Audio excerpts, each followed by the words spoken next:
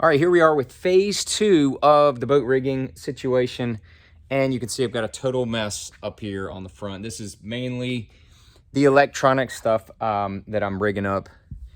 Put the Garmin LiveScope transducer on the barrel there. That is there. And then I've mounted the 360. This is the one for the Fortrex, so it clamps right on to the shaft of the Ghost, and is short and compact, and I like it a lot. That's really cool. And just been gathering these wires. Just is kind of just a little update right now. We're going to walk you through the whole thing. Basscat is really cool, and what they do. I'm going to get up in the boat and show you some more stuff that I'm doing. I'm going to mount the black box for the LiveScope in the rod locker here. I like putting it on a board. I'll show you that here in a minute. And then I've also run the transducer cable from the front, and I don't know how much you can see, but up in there, there's a lot of room for running those cables in there. So I've got the cables, excuse my gloves. I've got the power cables for, I'm gonna go ahead and put the Lowrance active target wiring in here as well. I'm gonna probably bounce back and forth this year, but it's the Garmin, there's the Lowrance. I've got those run around here under the console, so I'm gonna power up those guys under there, and then don't need that guy. And then when you come up here, this is kind of where all the action is. I have connected all of the I've connected all of these, and I just want to show you this in here. Basscat is awesome, and the way that when you rig a boat, they give you this hole to get to things. And down in here, I just had it out a minute ago, is a bar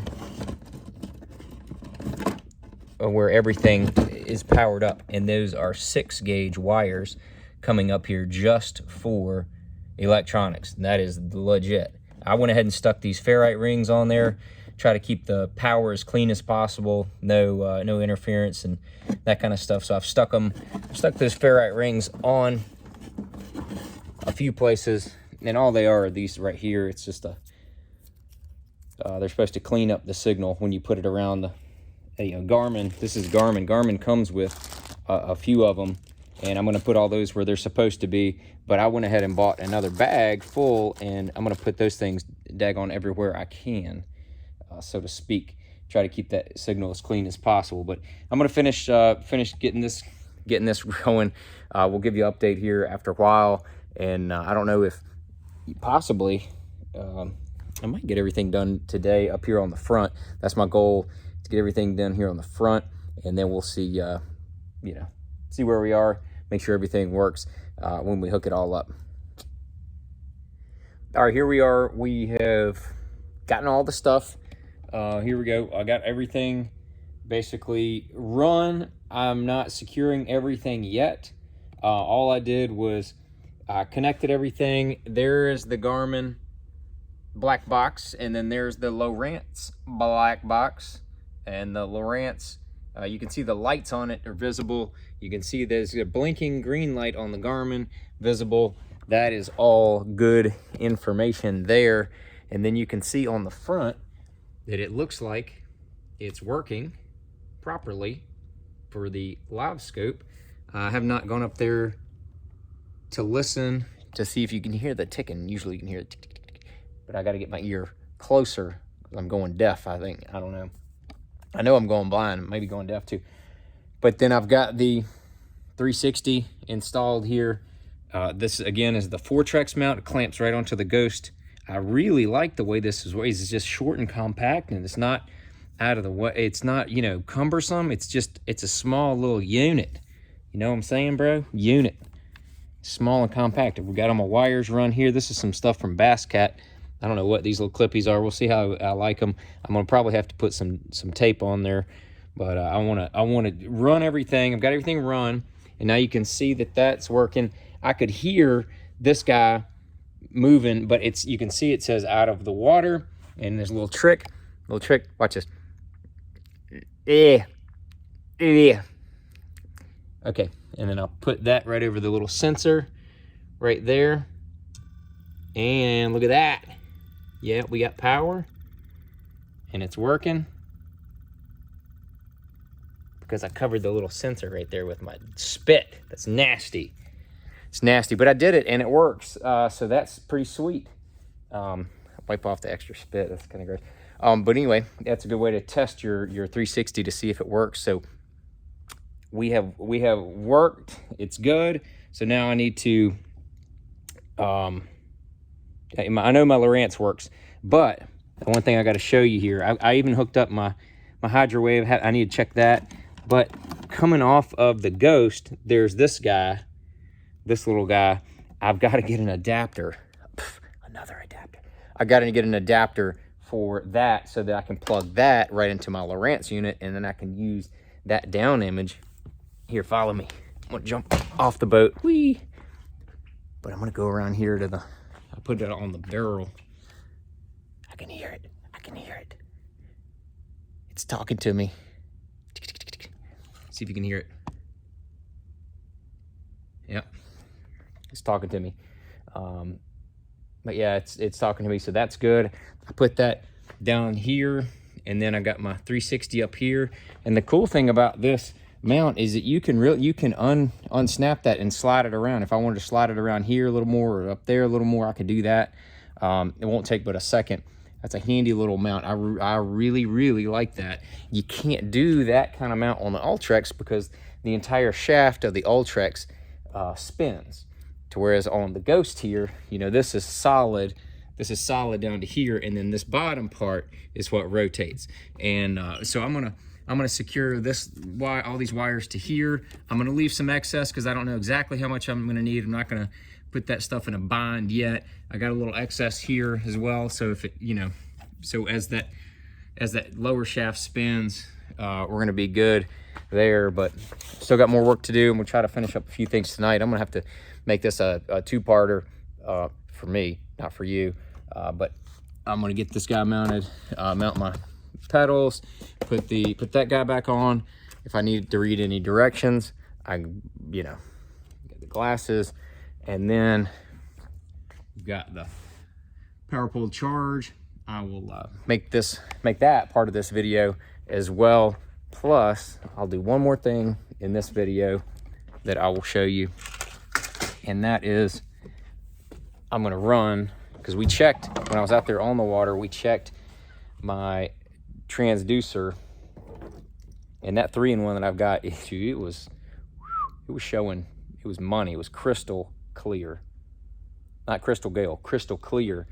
And then so I got to run that along with the other transducer that I've mounted in the bottom that we showed you in the other video. I've got to get an adapter for that guy. I got to get the 7 to 9 pin adapter. I forgot about that. Another adapter. Okay.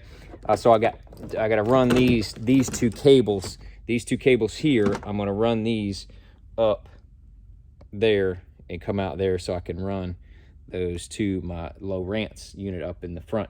I'm going to wait for I get my trusty buddy Mark when he comes into the office next week maybe, or the week after.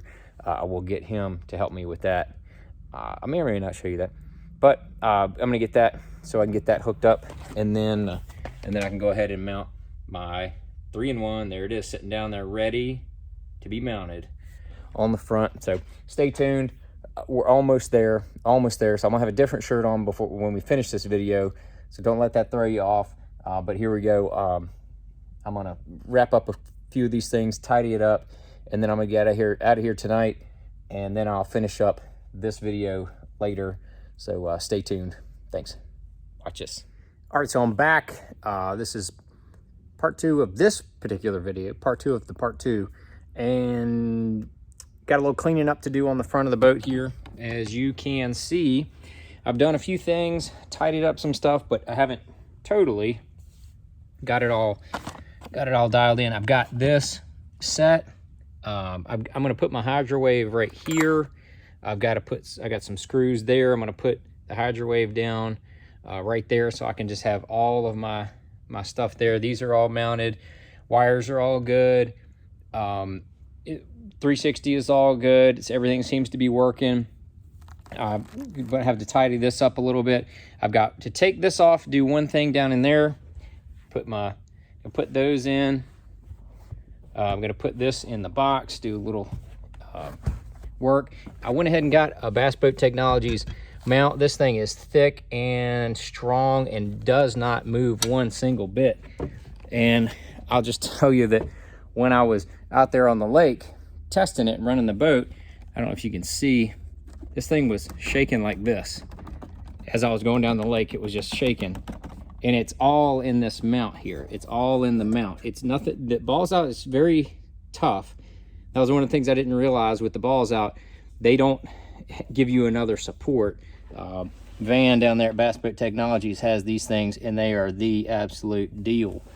So strong. The Humminbird didn't have that issue. The Humminbird was pretty tight, didn't vibrate at all, but the Lowrance did. It was shaking around. I thought I was going to have a seizure when I was driving the boat. Not a good situation.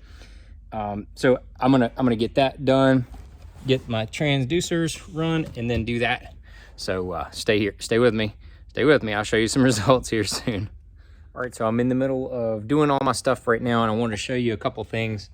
Up here, I've taken the Ghost foot pedal out, taking all that stuff off, and I'm gonna do one thing, and I hope they don't get mad at me for doing, but Basscat is awesome because they have this big compartment to be able to work on your stuff. But these are the wires for this, and this is supposed to be for your live scope box if you hook that up. But I am going to hook this up to my lightning detector, so if I want to turn off my lightning detector, I can do that. I'm going to just put it in line on the 12-volt side. Shouldn't be too hard, and it should work very good. But I want to show you two other things real quick while I've got it out. On the Ghost, you want to unscrew this bad boy right here, and then put a bunch of Loctite in there. I put the blue in there so I didn't, completely lock it in. And then I'm going to take and fasten and tighten this up real good. That's one little tip. Another tip is I just mounted my rod straps. I like the rubber straps. As you can see right here, these are the rubber straps. And I like to put mine over here in the fiberglass, and then I put it over here on the lid, because when I open my lid, all of my rods can stay with it and stay connected. I don't have to shift all of my rods over just to open my rod locker if I want to get, another rod out while I'm fishing.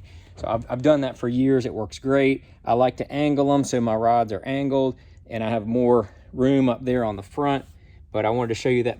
One quick tip on these: when you put these in here, make sure that you have clearance. Make sure you have clearance. So when you drill down, you're not drilling into this right here or into this over here, or especially that right there. Make sure that when you put these guys here, they're in this open space there. That's another tip on the rigging. And as you can see, it was right, that's probably right in there somewhere. I was good, and I mirror that side over here. So that's one other quick tip. So that's what we do. We years and years of rigging your boats, you figure out all these little tricks, and so I'm trying to bring them to you. And I'm going to get back to hooking this up, and then I'll show you some more tricks. And once this thing is all tidied up here in the front, we'll show you that. All right, so we tidied everything up in the front. We got it all dialed in. I want to give you the full view of what it looks like. Give you some detail. Cleaned her up, got it all put back in there. I'll get up on the front and show you what it looks like as well. But there she is. Got the 360. Got everything cleaned up on there. We'll get up here in the front and show you. Got my hydrowave. Got the Garmin. Got the Lowrance, got my locks on there on the Humminbird and Lowrance. Got my foot pedal. Get my up and down for the power poles. Got it all cleaned up. So now we're going to the back, bro. Going to the back. I got all that cleaned up, but you can see I've got that off. I'm getting ready to run the cables down the side, and I will show you that. But before I did that, I went ahead and mounted my transducer 3-in-1, and I put another ring there. I got that, and I got everything tidied up in the back. Got that clean looking. I did that. There's a whole separate video on how to flush mount that 3-in-1. I just did that, so check that out when you get a chance if you're interested. If not, we can just skip forward, and we will rig this wire and this other transducer wire. I gotta tidy that up in the back a little bit, and then we'll slide it from here up to that front, and I'll go ahead and show you a little cheat code. Go ahead and take your throttle box off so you can easily get to there. That's kind of like the first step. The first step is get it up here, pull it out, and then take it from here and get it up onto your console. And then once you get it under your console, then you get it out there. But we'll show you all that. All right, so I got everything ready to go. Now, the key to putting these cables through there is a little fiberglass wire running kit. That is the key, and I just kind of demonstrated. As you can see, it comes in one side, goes up through there, and you have to fish it through, and we'll go through here. And now I'm gonna take this end right here, and I'm gonna electrical tape this and the other transducer to this cable here. And I'm gonna, when I wrap it with tape, I'm gonna cover this front so that none of these pins get damaged. So I'll kind of show you that. All right, so I got it wrapped up, as you can see right here. So I got them all super coated with that, and then I've got all the extra line out there untangled out there, untangled. That's key. You do not want to crimp these wires. So sometimes it's easier with two people. Can definitely be done with one person. But I'm just gonna pull this on through. Sometimes you just have to be easy. Sometimes it comes through very easy. And here we are. Look at that. Our line just went right through there. Super easy. I'm gonna just pull all this through there, then I'm gonna fish it through there, then fish it up through there, and it's a done deal. So sometimes it goes along like it's supposed to, but I can tell you from experience back here, double check like 5 different times to make sure that you have your lines all run properly back there. Pull it through, get everything like you want it, then secure those lines so that you don't pull through too much slack, and then you're not able to tidy up your lines. But it's a little tip there. All right, girls and boys, we're closing in on it. As you can see, I got this all tightened back up. I have run my wires up there. That was actually really easy.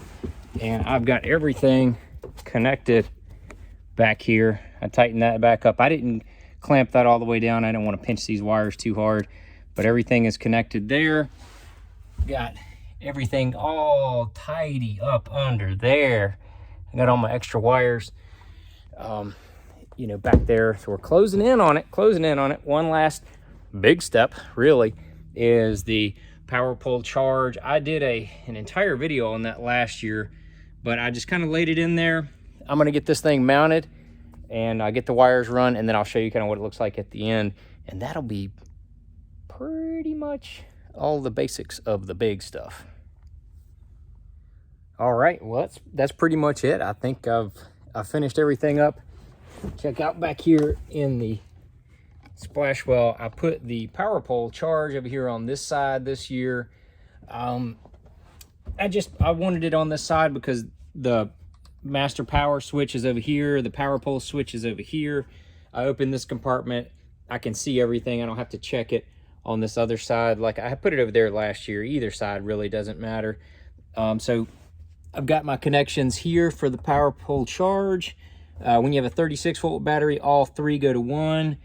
And then got my 12-volt here and here for the 12-volt side that goes back around to the power pole charge. But again, the power pole charge is a power management system. It pushes power left and right, you know, between the 12-volt and 36-volt side, no matter if you have 1, 2, or 3 batteries. 24-volt or 36-volt on your trolling motor side doesn't matter. It can adapt, but you have to set that information through the power pole charge. I'm not going to show you that because I did an entire video, and if you need to see more about the power pole charge, look back on my YouTube, and there's an entire video on how to set up your power pole charge. I did an install video and a setup video, so just check that out. It'll walk you through all of that. So that's pretty much it. Now I've got to go in and set up my power pole charge. After that, it's going to be put these 2 lids back on, and then it's going to be tidying up a few little things, and then I'll have to go out and test everything one more time to make sure it all works. So thanks. Sorry it was a little choppy on this video, putting everything together, and I hope that you learned something on this. And if you have any questions on anything, be sure to drop it down there in the comments and let me know. If you have any questions on any of this rigging, this is a bad boat. I'm very excited about it. I am very happy and very proud that I'm able to rig this thing, and hopefully it all works just fine. But thanks for watching.